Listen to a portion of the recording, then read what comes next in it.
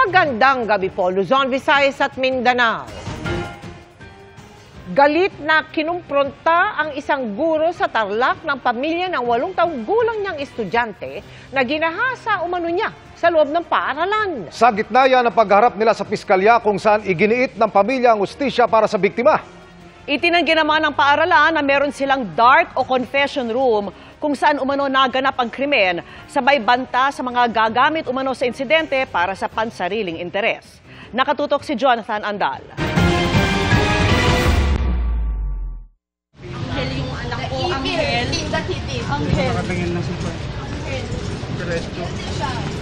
Hindi nakapagpigil ang mga magulang ng 8 taong gulang na grade 3 student nang makaharap sa piskalya ang 23 anyos na gurong gumahasa umano sa bata. Hindi po siya makatingin ng diretsyo.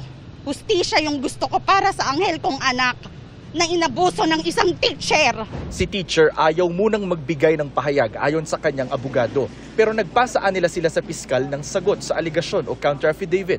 Noong October 29 sa kwartong ito, nakadikit ng classroom sa Paniki, Tarlac, sinasabing hinalay ng guro ang batang babae. Tinatawag umano ito ng guro na confession room, pero dark room ang tawag dito ng bata dahil madilim.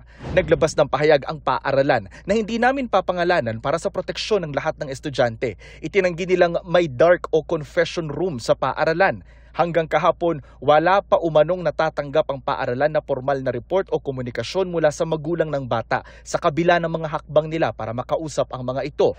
Itinanggihan ng ina ng bata, hindi umano sinagot ng acting principal ang tawag niya sa messenger hanggang matawagan na niya ang cellphone number nito.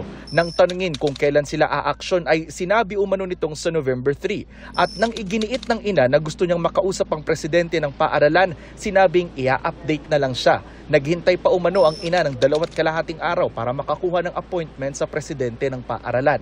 Sabi ng paaralan may ginawa na silang hakbang 2 araw pa lang matapos ang insidente para palakasin ang seguridad at kaligtasan ng mga estudyante. Dati na nilang sinabi na maglalagay na sila ng mga CCTV at ipinatutupad na ang no-touch policy o pagbabawal sa mga gurong humawak sa mga estudyante. Nagbanta ang paaralan na gagawa sila ng mga hakbang laban sa mga gagamit ng tinawag nilang isolated incident para sa kanila umanong pakinabang o pagkiling. Mula Tarlac City para sa GMA Integrated News, Jonathan Andal, nakatutok 24 oras.